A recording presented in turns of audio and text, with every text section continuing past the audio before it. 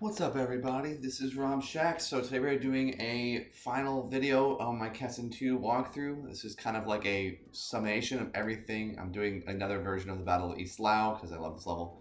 Be sure to like, subscribe, comment, and share. Help me get to 1,000 subs. Hoping to get there by the end of the year. I'll stop asking once I get there.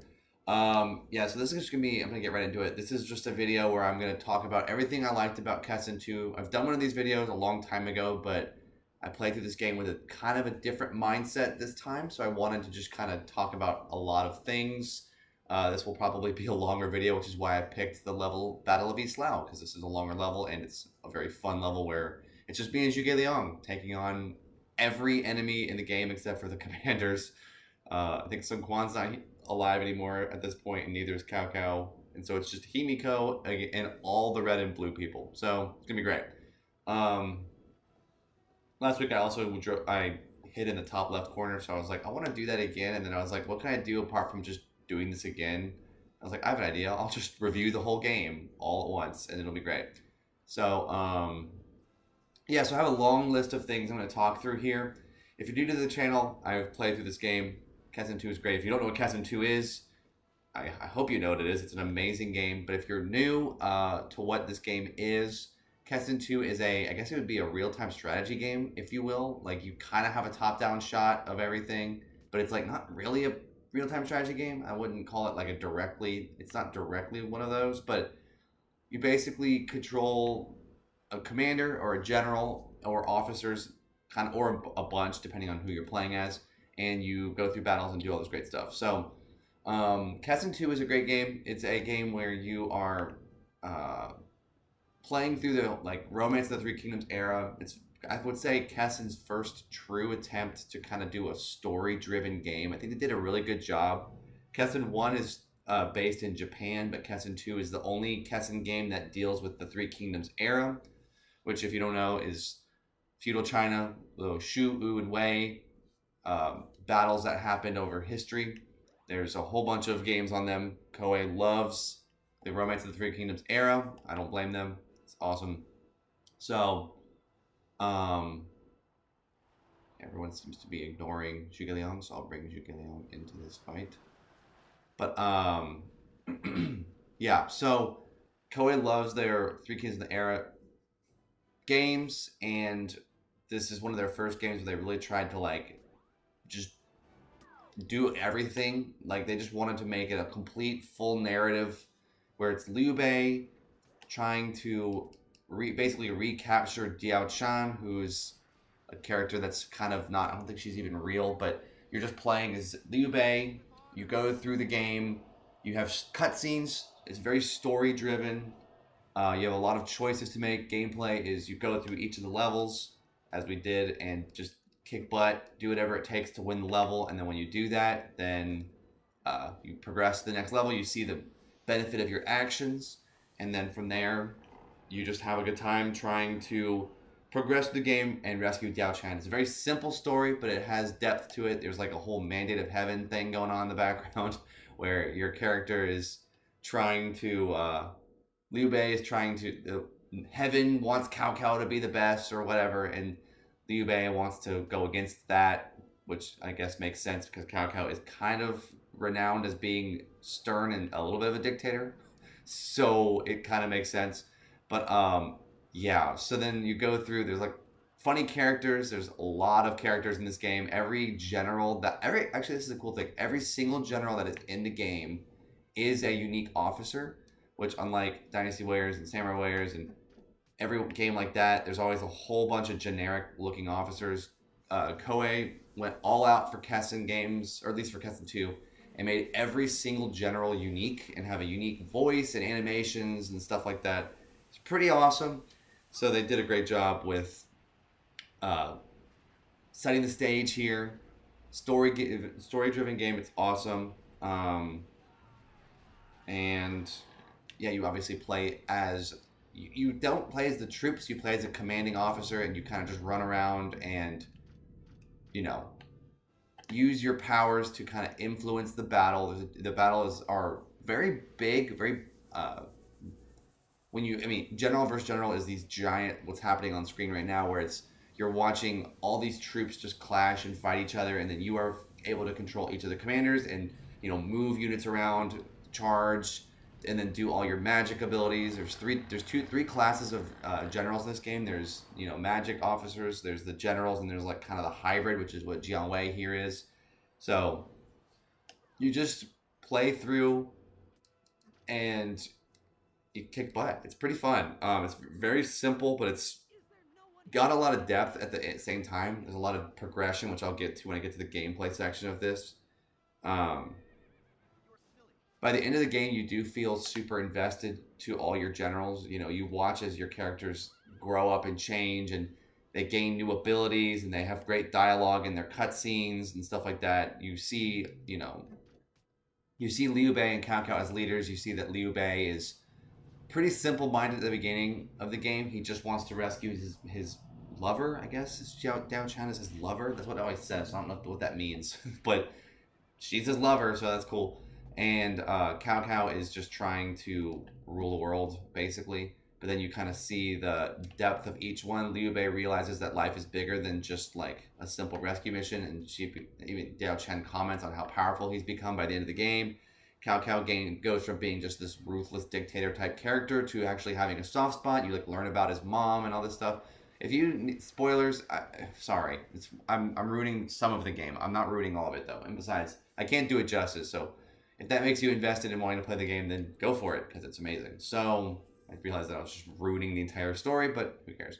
So yeah, it's very, very fun. Again, you have side generals with their own plots. You have all these characters, all these women like Liu Bei and Cao Cao, which I think is hilarious because they're both like these stereotypes of generals. It's pretty funny stuff. You have like Himiko, who's like a child and she loves Cao Cao, and then you have Mei Sin Yong, who's busty and she keeps sticking her boobs in people's face, which is hilarious. It's like a recurring theme in the cutscenes. I don't know why they went with that. Then you have like Guan Yu, his brother, Zhang Fei brother, who's drunk. You have sister, little daughters that are running around. You have Ninja Chick. You have Yujin, who's flamboyant, who's hilarious. And then you have like all these. Yeah, it's just a great. There's classic characters. Zhang Liao, who's just like an honorable. Everybody's great. Everybody develops. You have these like wimpy characters like Masu, who coughs a lot. They always have a character who coughs a lot. I don't know what's up with Koei liking people who cough, but they really. That is a trademark Koei thing where all your characters are sick. I don't know. There's always one. Even in like the newest, at this point, Dynasty Warriors 9 is the newest game. You have Guo Huai, who just coughs all the time. So I don't know what's up with that, but it's pretty funny. You have cutscenes where you learn about, you have Wu Force, Wu. They say Wu in this game, but it's Wu. So the Wu forces are in the game as well. And you have Chibi, you have like these like cutscenes between all that. It's still very much a Romance of the Three Kingdoms game. They do a good job of making sure people are aware of what happened in that time period, and obviously like they give depth to Diao Chan. They give depth to, because I don't think Diao Chan is even technically a real person. I think she might be. She's just like a mistress or something, but given her a lot of airtime. Sun Li is essentially Sun Shangzhang, who Liu Bei marries in real life, so it's interesting that she likes Liu Bei too. That actually kind of makes sense. It's really very, very funny that they like kind of incorporated all these other characters that don't really, because obviously like Himiko is a real. I think she was a real person, but then like she's not really in like. They drop all these characters are very interesting, and they just kind of drop all of them to the side, so you don't really hear about like Himiko anymore after this game. It's weird that they do that. They just kind of like made interesting characters for enough time to then never really use them again. I don't know why they did that, but they did, and it's fine because then it kind of makes these characters super unique, and you don't really get to see them in any other Koei game. Himiko's mentioned again, and like she has like the little Himiko's rune in Samurai Warriors, but a lot of characters really don't really come back from this game, and I don't know why, but they're cool. So I think that's like they just did a good job of keeping you engaged in the game with the story. I mean, the story is again very simple. You're just Liu Bei trying to rescue Diao Chan, but then and Cao Cao's trying to take over China. That's the only those are it, and then they develop them so much more into like dynamic, real characters, and they're awesome. And they make even the side characters develop so much. So the story is great. I really do like it. And the cutscenes really do look great for 2001. This game came out in 2001, so at the time of this video, it's over 20 years old. It's kind of insane to think about that because yes, it's a little bit pixelated, and yes, you have like moments where characters, when they're off the distance, are just like sprites that are flat. But then they pretty seamlessly transition from being a flat sprite to being like an animated thing. Like they do a good job of that. So I'm pretty impressed with the way that Koei helped with like did a good job with draw distance in a game that's 20 years old. I'm like, you guys could have easily just done a very bad job with this, and they really didn't. So and then yeah, obviously you have all these like, well, I'll talk about gameplay in a second or later. So yeah, you see the development of all your characters. By the end of the game, you feel committed to your team, and you have there's a lot of giant battles to be able to kind of show your characters. And there's, again, I'm going to talk more about some of the gameplay mechanics and how they link to the story, but for now it's just, they just did a good job of making this game, you want to play through the whole game. You want to like do everything. You want to make your character strong because obviously it carries over all the gameplay, all the character development also transfers over into the gameplay pretty seamlessly. If I had to say so myself, I'd say that they do a really good job of making you want to use each character in battles. You don't want to just have characters high off to the side and have like, you know, your strong starters. Like you don't want to just make Zheng Liao or Zhuge Liang, Liu Bei, Guan Yu, and Zheng Fei strong. You want to make everybody strong because you need everybody to be strong, and it also, you know, carries over well to the development of each character. So I think they just do a really good job of giving incentive to the player to like go through this game. You unlock so much more about the story. You learn about, you know, more about Cao Cao and Liu Bei's eternal struggle because they had one or something. And so that's very interesting stuff. They just do a good job of making this game very, very successful, I think. I think the game went extremely well, and it went so well that they offered a sequel to it, which was Kessen 3, which I don't know why they stopped making Kessen games after that. If anyone knows why, let me know, because I have no freaking clue why they did that. Interesting that I'm noticing this with this one. Why is Zheng He guarding right here? That's kind of weird. But because I did it a little bit differently this time. I don't know. It's very weird.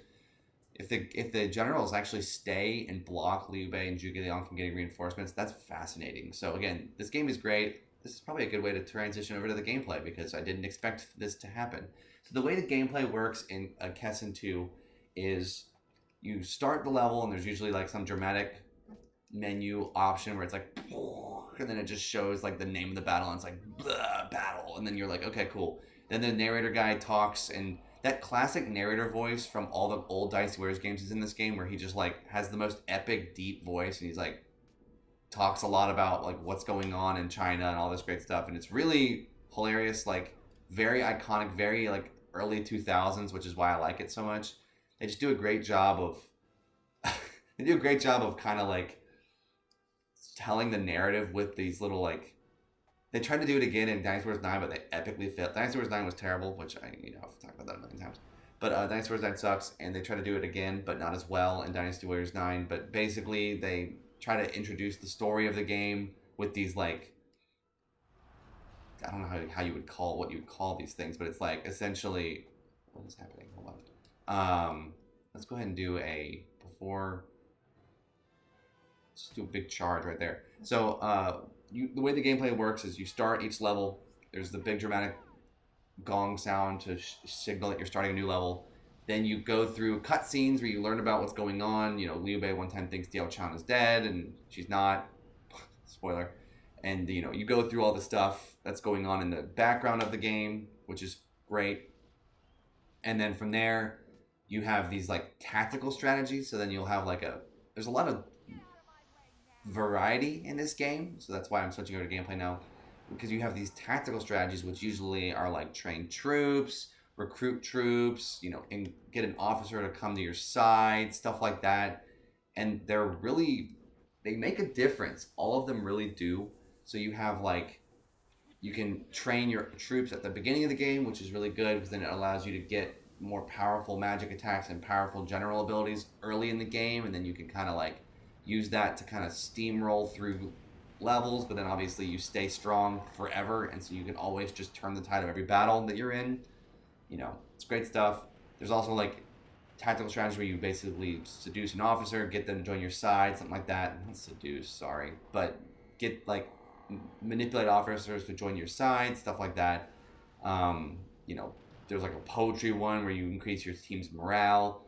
There's like a create an elite unit, which is like a rare one. So there's like a lot of good replayability with the gameplay, which I think is really cool. They do a good job of basically letting you as the player dictate how you want your troops to be. Do you want your troops to have you? Because if you just recruit a whole bunch of troops, you might not have as strong of a general, but your troops will be like insane. So like, there's a lot of stuff. The way I play this game is max my generals out so that I don't really care about the troops because I'm the one controlling the generals and I want them to be as best as possible as early as possible so that I can have as much fun as possible just destroying everything. So yeah, then you usually have a whole bunch of cutscenes in this game, which is why I love the story of this game because there's usually written dialogue or spoken dialogue from the little announcer guy, which is fine, very iconic, very classic stuff. Then you have a cutscene. Then you have the tactical strategies. Then you have another cutscene. Usually, there's a whole nother one, and then from there, it then takes you to these battle strategies. So you'll have a moment where you're standing with as Liu Bei or Cao Cao, and they're talking about what should we do as the strategies, and then like your generals will kind of like each pitch to you a totally different idea of what is going on the battlefield and what we know about the battlefield and what the objective is and all that stuff, and then you get to choose between battle strategies in the level, which I think is my favorite part of this game. I think the story mode of this game is incredible, but what makes the story like makes people want to play the story forever is the gameplay of this game. So every level there's between 1 and 3 different strategies of what you can do as the player, which I think is the coolest thing because then you are able to literally, which is what I did on this playthrough, replay every level with each of the different battle strategies and kind of see what Koei was going for with each one. I think that's absolutely amazing stuff. I think they do a great job of giving the player so much to do that you have the ability to replay this game essentially twice like I did. And then also, once you beat the game as... I mean, this is so crazy. So you play the game as Liu Bei. You get the story, you rescue Diao Chan, all that great stuff. It's very fun, very simple. The game transitions seamlessly after you beat the game as Liu Bei to playing as Cao Cao. So you literally play as the enemy of the first playthrough. I think stuff like this is so cool, and games do not implement that enough. I think that is the coolest thing that they did that. They were like, you know what? We're going to make it so that you play not only as Liu Bei, and so you're trained to hate and despise Cao Cao because he stole Diao Chan and all this stuff. Then you get to play as freaking Cao Cao, and then you learn about all of his past and his mom and all this stuff, and you start to get compassionate for him. So you end up just liking every character in this game. I think there's not a single character in this game I don't like. Every single character is amazing. There's no like clear bad guy. They wrote this game phenomenally. I think Koei nailed that, and that ties hand in hand with the gameplay because you're not expecting that as the player. When you first boot up this game and you play it as Liu Bei, you don't expect to then immediately transition seamlessly into playing as Cao Cao. Like, I don't know who thought of that, but give that man or woman a raise. I cannot believe they were like, you know what we need to do? Make it so that you like actually get to play through this game as both sides. That is easily the coolest thing I've ever seen. And they did it again in Kessen 3. And I don't know if they did it in Kessen 1 because I never actually played that game because it's a vintage game for sure. But that is so cool, and it ties so well into the gameplay because you literally beat the game and then you play as the enemy of the first playthrough, and then you like playing as that character, and it's really cool because Cao Cao's side is like, so Liu Bei's side is very magic focused and Cao Cao's side is very general focused. So you kind of get both play styles. If you prefer to play as magic people, then you tend to prefer playing as Liu Bei. If you like playing as general side, you get to play as Cao Cao, who has way more generals on his side and has a lot of characters who do a lot of attacks like that. It's amazing. They just do a great job of showing people how versatile they were when they made this game. I mean, they did it. They really did a great job with the way the gameplay worked in this game. And then from there, you then play as Cao Cao, and same idea. You have battle strategies on each level, more than one usually, and you play as the enemy and learn about Cao Cao's story. And it's insane. And Cao Cao is very dynamic as a character, as is Liu Bei, and they set them up as rivals very well. It's very good. Then, what's crazy about gameplay is that when you beat the game as Cao Cao and Liu Bei, you get to unlock Expert Mode. Expert Mode is insanely fun, very difficult. There's extra generals on every map, so you have to be very strategic with how you place your troops. You can't just run into battles and be like, I got this. You can't do that, or else you can totally get destroyed. So it's very, very interesting that they did that, because Expert Mode is very, very fun, very, very enjoyable, and you also unlock, this is again so crazy, Koei, I don't know why y'all haven't been this, y'all need to make games like this again.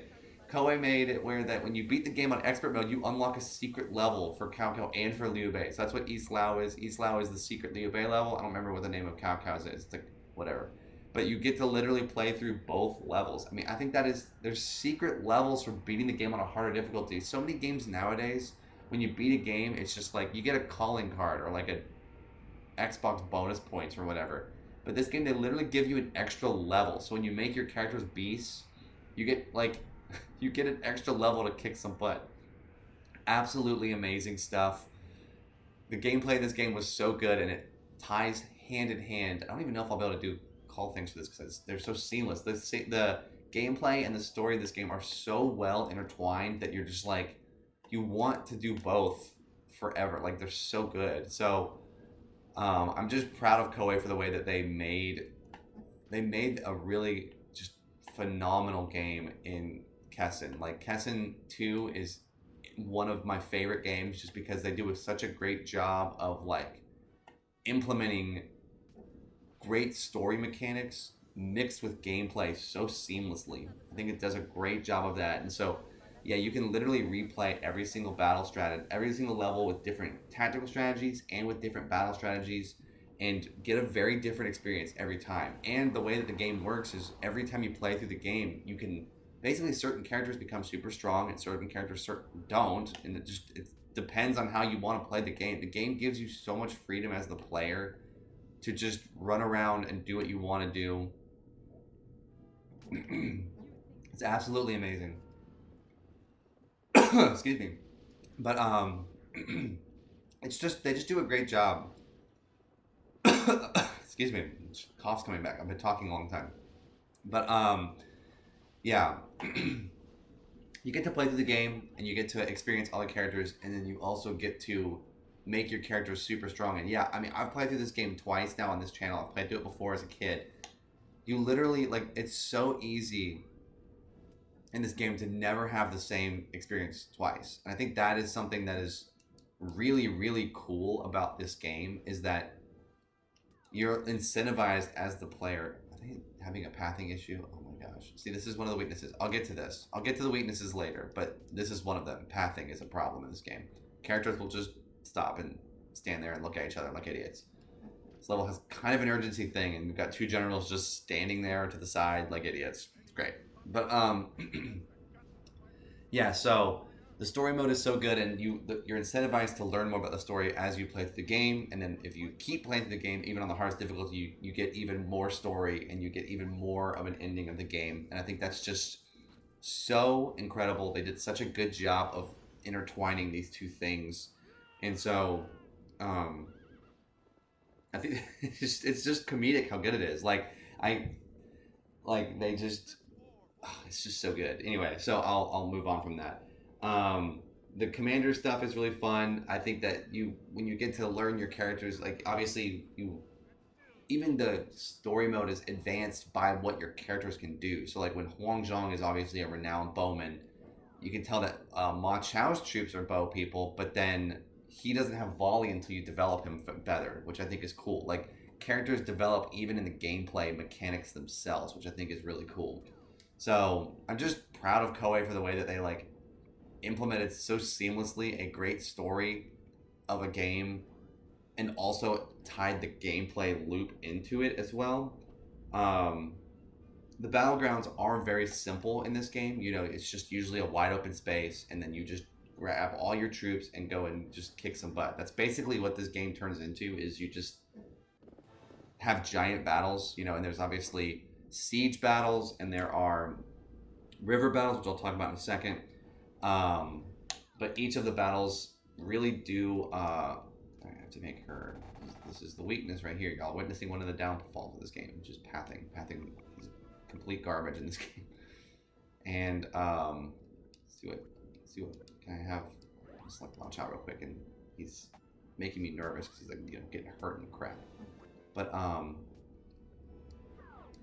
I do? What am I trying to do here? Yeah, let's go ahead and bring him in. But yeah, so what I think about this game, which is really cool, is the fact that they implemented. Oh my gosh, yeah. See, pathing is the one downside of this game. I will 100% say that pathing in this game is hilarious. Let's go ahead and have him stop. You stop right here. This is the weakness. The one weakness of this game is pathing is a huge blunder. The hitbox, if you will, of characters in this game are so massive that you just like end up getting stuck in places, and so some of the levels are requiring of urgency, which is like basically impossible in a game like this. So I think that is kind of one of the downsides to this game is that you have pathing is an issue. It just is. It's very bad. You just have characters that just bumble around and get stuck fighting each other and get stuck. They never even advance out of a gate, for example. They'll just sit there and be like, I can't move. And you're like, yes, you can. You just have to like believe in it, you know? And they just can't do it. So pathing is the only weakness to me of this game. I think everything else about this game is basically perfect. If they ever remastered this game, that would be the one thing that I'd be like, I hope they work on that, because pathing is very, very bad in this game. But apart from that, this game is very, very good. There's a lot of fun to be had here. I think that if anyone has not played through this game before, they 100% should, because this game does do such a great job of incorporating story and incorporating gameplay, and it's just done so well. And I mean, there's not much against it with the gameplay, because yeah, as you get better, as you strengthen your characters, you just wreak havoc on the battlefield. Yet you still have it's still reliant on the characters. Like, that's why I like this game. It reminds me of earlier Dynasty Warriors games where you're not just unstoppable in the game. You know what I'm saying? Like, you actually like need your troops to be good, but you can make such a huge difference in this game. So again, it's just amazing. And the next thing I'll talk about is with the gameplay is the siege battles and the river battles. I think those were an interesting idea. They weren't done poorly, but I do think they were very interesting, because they basically were like, we need to figure out a way to make the game a little bit more not just massive battles every single time. So then they had a nice little twist where when you're playing through the game, you learn about, you know, you have Chibi, which is the water battle, and you can't use certain magic abilities. Then you have a couple. I think there's 2 different water battles for each faction. There's a couple siege battles where you go through. Oh, I didn't even talk. I'll get to talk about that too. All right, so there's siege battles, which are really fun, which are where you are basically taking a castle. A few of the levels are like that, and they're very good. They're not. I mean, you just kind of lose a few abilities, so it's very. And then, you know, the battle strategies matter again so much when you do those levels. So they just do a good job of incorporating things that they wanted the character, like the player, to understand. They make it very well. So obviously, when you play through the like sea battles, you can't do some of your general abilities. So you want to. It's a little bit more magic focused. But then when you're on the outpost battles and siege battles, you can't use any magic, so then you have to focus on the general abilities. So like again, they've anchored this game to multiple play styles. I think that's something that they did very, very well, and it's super underrated in this game that they made it so. Um, I just missed what it just said. It was just talking about some more enemies are approaching for somebody, but I wasn't paying attention to who. So yeah, there's obviously the way that battles work. If when you're playing through this game, you can use you can take multiple generals and surround officers to lead to them being defeated quicker, which is very effective as well. Oh shoot, there's two people right there. Okay, where's Himiko? Right, there's Himiko. Liube's working on. Okay, we're doing okay. I think we're doing all right. Again, this is what makes this game great. Is when you're playing through this game on regular battles, you can use multiple generals to essentially surround generals to defeat them quicker. Same thing works for the ship battles. When you do ship battles, you can't have more than one ship battle happening at the same time. So then you have other generals surrounding generals to basically make it so that they die faster. Again, it's just very simple strategies, but very easy to get good at if you're playing through the game enough. You can get really good at figuring out how to not exploit the game, but just utilize the game's mechanics to be really good and save as many troops as possible and spread out experience amongst multiple generals, stuff like that. It's really fun to be able to do. When you work through that, you can then get really good at kind of figuring out how this game is supposed to go, and then as a result of that, you get really good and you feel accomplished. The game rewards you very strongly for how much you understand the game. If you understand the game very well, then you can kind of do some work with people. So I'm just gonna have Zhao Yun abort his mission and come over here and help out with Gan Ning here. We're gonna have Wan Yu go for Gan Ning. Everyone's just gonna team up on Gan Ning. She's traversing the outpost. We're gonna launch out, turn around, and come back down to here as well. So yeah, the strategy of surrounding officers is very fun and kind of underrated, and it's pretty essential to being good at this game. Like you really need to incorporate mechanics to be very good at a game like this, because especially on expert mode, this game is very challenging on expert mode. Like if you're playing through this game on expert mode, it's not going to be easy. They definitely, like, not that they want to punish you, but they just want you have to be good with the mechanics of this game to be able to really thrive in expert mode. And I think that's what makes a game like this really fun, is instead of just beating the game in expert mode and getting an achievement or whatever, when you play through the game as expert mode, you unlock secret missions and all that stuff. That stuff pays off really well for the player. It's rewarding for the player, but then also, like, any game that can incorporate playing it longer effectively, if a game can do that well, then I'm always going to be very impressed. And this game is one of the best games I've ever seen implement trying to play the game again just for fun. Like, they make it so worth it in this game to play through it again, because you literally get more gameplay, you get more game time, and when you make your character super strong, you just want to play the game longer. So I don't remember why I started talking about that. I think I was just talking about that because I literally am experiencing it in the game here. You have to, like, the advanced tactics of this game are insanely good. You just have so much going on behind the scenes. There's formations that benefit certain play styles. You can have, formations that protect your archers more, so you can use volley more. You have ones that make you move faster, and then there's move mechanics in this game. So cavalry troops move faster. So if you're trying to pursue Liu Bei on Chibi, for example, you want your cavalry to be the ones that get down there first because they're faster. I mean, stuff like that, like, is not in any sort of instruction manual for this game, but it's like so deep. The gameplay of this game is insanely deep. I think that's something that people you don't even see it. Obviously there's the obvious ones. Having recruiting troops makes you have more troops, but stuff changes so much in this game as you replay it. I think this game is one of the most replayable games with literally no multiplayer. This is a one-player game. It's not even two-player at all. There's not even a battle mode. There's nothing. It is a story-driven mode, and it is fantastic, and it's very replayable at the same time. So they just nailed it. And obviously the magic stuff is so funny. The chanting is ridiculous.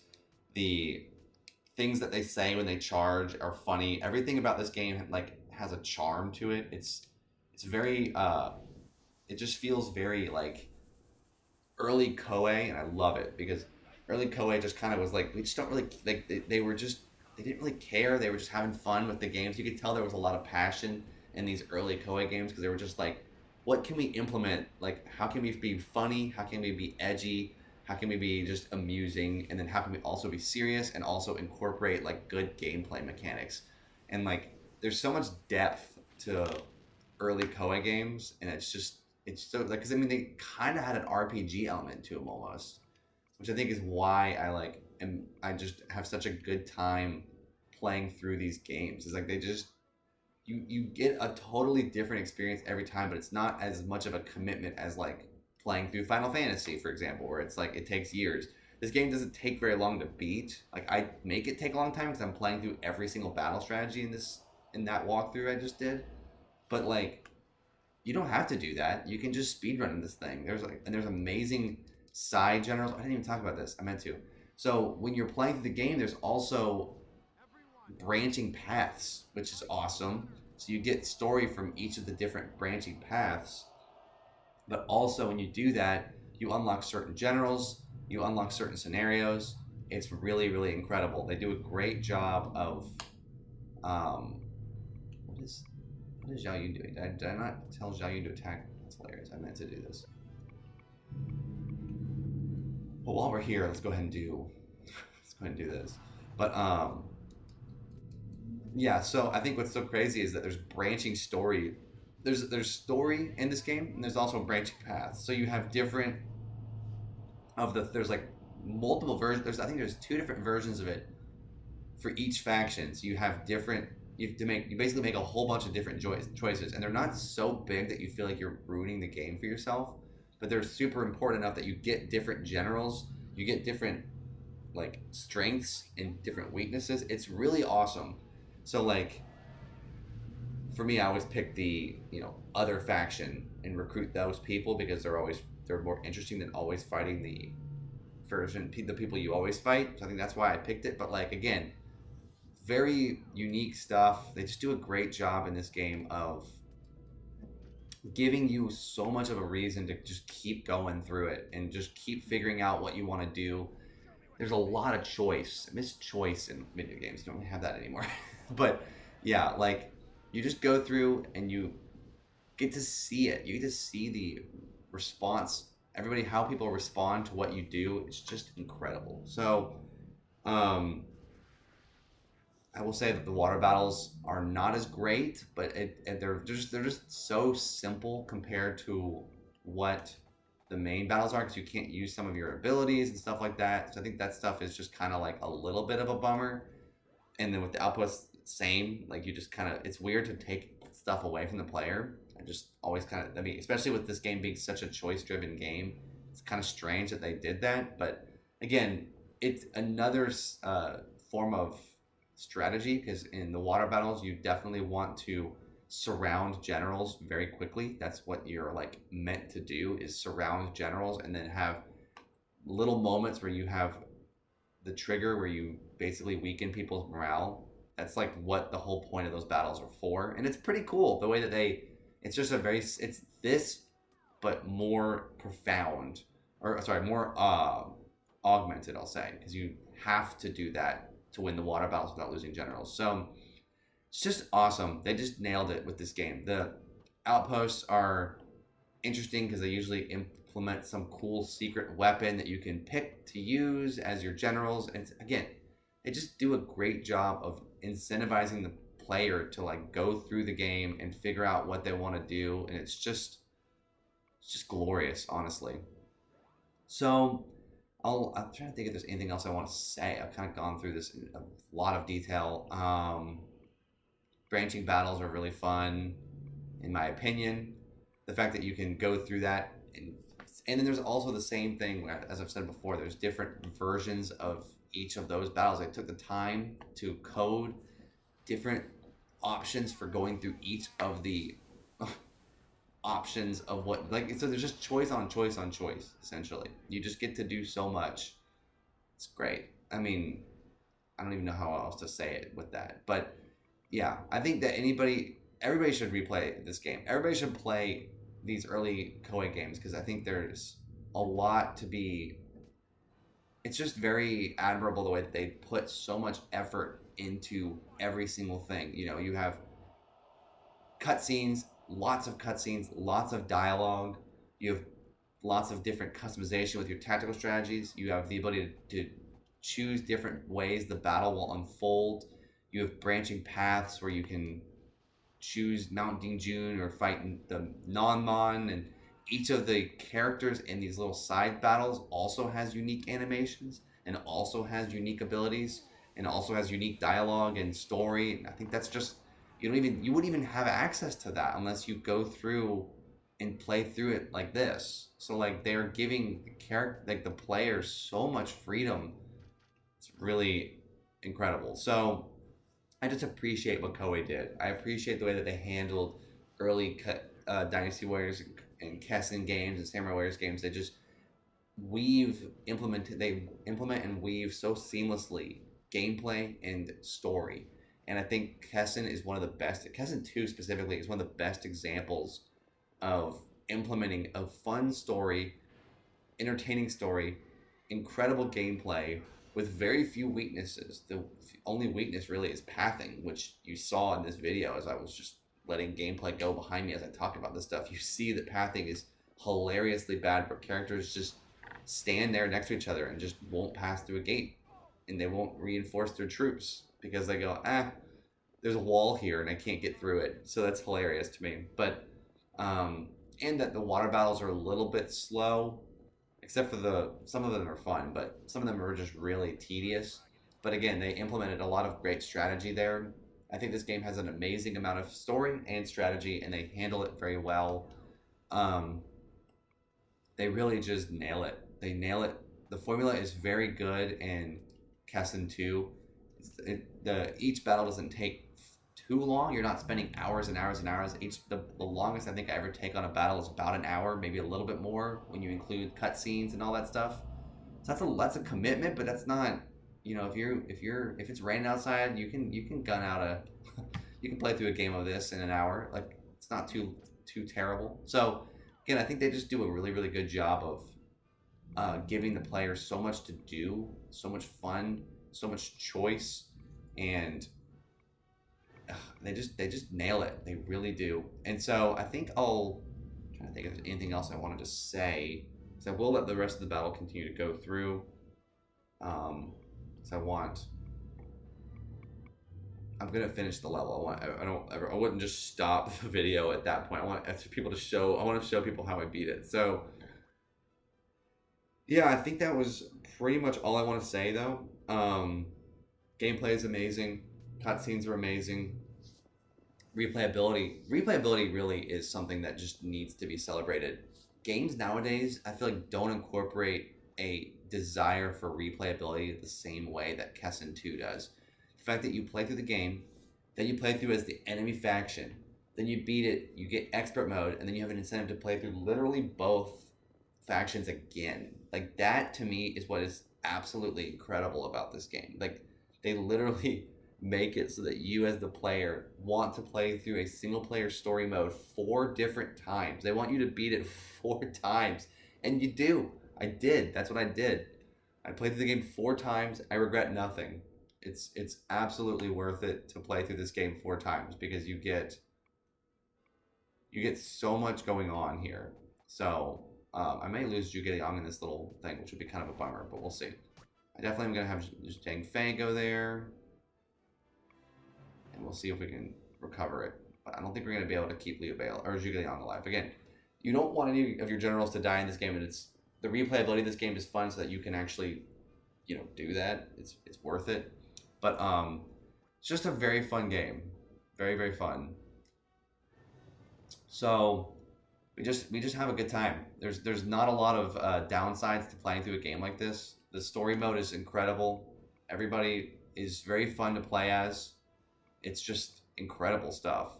So let me see if I can back him out. It's like not letting me. I'm trying to get this is another, actually I'll say this is another downside to this game is it's again connected to pathing, but characters don't withdraw from battles when you want them to. Like if you're trying to save a general, so often they just go, nah, I'm not gonna back out of that fight, and you're like, hey, I'm asking you to back up, and they just go, I'm not gonna do it, and then they die. So that's one thing that can drive you nuts in this game is that characters will just like blunder and die in a way that seems like that shouldn't happen. But again, that's just a pathing issue. So they remastered this game, which I doubt they ever will. If they ever did, I would hope that they would connect the dots there and be like, we need to incorporate better pathing in this game because it's pretty bad. It's pretty bad when Zhuge Liang has the ability to run away and he just chooses to not continuously. Like I'm just kind of like, why? Why don't you back up when I have asked you 1,000 times to do it? And they just don't. They don't do it. Like look at him. He's not doing it. He's just completely. He's just sitting there. So let's just go ahead and have Liu Bei come up to Hu Ji. We'll see if I can maybe make Zhuge back up that way. Sometimes there's like invisible boundaries where they just won't back up for some reason. I don't know why. I don't know why.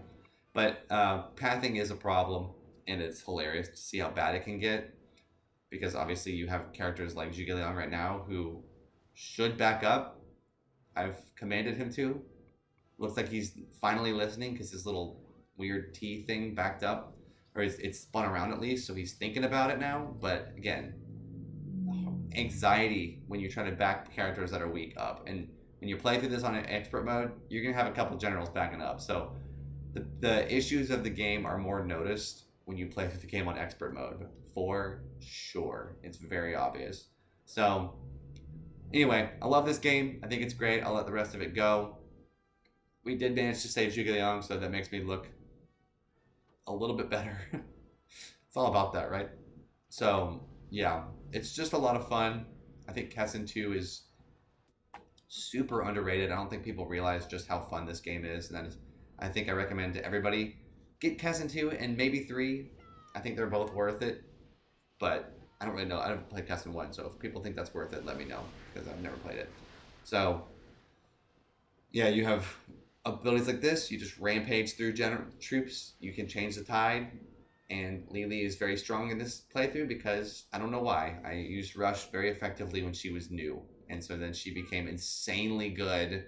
And she's, like, not supposed to be good because she is, like, doesn't really have, like, abilities. She just has, like, I got her rally, but she doesn't really have a lot of the skills, and yet she's insane. Her rush is very good. The same thing happened with Mei Sin Yong in this playthrough. Her Meteor Strike got really, really good, and it's like, she's not supposed to be good in Magic. But I managed to make her, like, insanely powerful for some reason, and I don't know what happened. So, again, every playthrough is different in this game, and I think that's what makes a game like this so fun, is that you literally never know what you're going to get.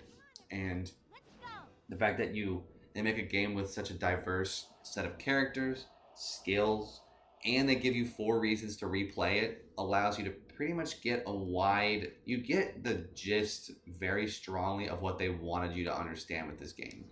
Because you get to play through it 4 times, and you get to have fun doing it every time. It's not a grind, you don't unlock some stupid call sign or emblem or whatever, stupid garbage. You don't unlock anything like that in this game because the gameplay is so good. You don't need anything like that. You don't need rewards for a good game. You just don't. I think that's the whole point. So I hope that y'all have enjoyed this video, and I hope y'all see the stuff the way I do. Let me know what you think about this game. Let me know what you think is great about a game like this. Also, don't think I've ever gotten Lolo's ability to increase from doing her magic abilities. That was kind of cool. I've never even seen that before. I didn't know I could do that. But yeah, so I think if y'all have comments on this game, anybody who has made it this far, I'm very impressed. Or if you've clicked to the end and you're hearing me still talk, give me your feedback on what you think of this game. Like, let me know what you think of this game, because I think this game is amazing, and I want to know what people think about this game. I think it's an incredible game. I think there's a couple of pathing issues, but other than that, I think it's really good. Story, gameplay are both incredible. Fast paced, yet also slow. It's a very good balance, and I think they just nail it. So, yeah, I don't think I have much more to say. This has been fun to record this. It's just, I guess I'll call it, I think I would say that this game is a masterpiece in the sense of that they nail what they wanted perfectly, and I don't think there's a better version of this type of game. I think Koei just did this type of game so well that nobody could compete with it. You know, Koei did a lot of things very well, and they made the whole hack and slash genre. They just kind of monopolize things and do a good job continuing it and making it better. So they work well. I think Koei does a good job with their games, and I think Kessen 2 is a very strong example of how they nailed a gameplay mechanic and then did it so well that nobody could really replicate it. So I think that's it for now. I won't talk anymore. I'll let the rest of the video go. But y'all are awesome. Thank you so much for watching. Made it 50 minutes talking, so that was pretty good. So, peace.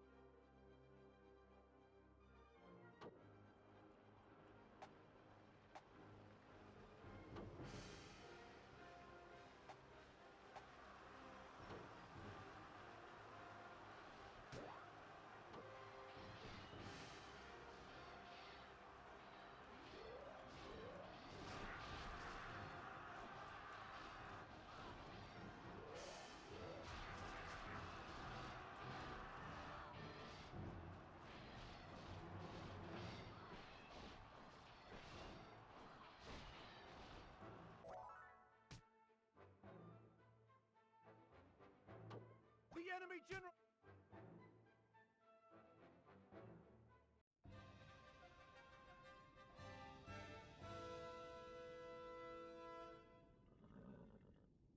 With this hand, I will create a new world!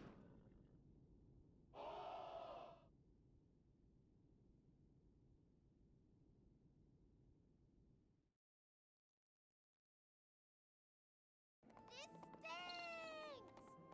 Where on earth can I go? Where? In the end, I don't know what became of Himiko. Some say she went to an island across the sea. But who really knows?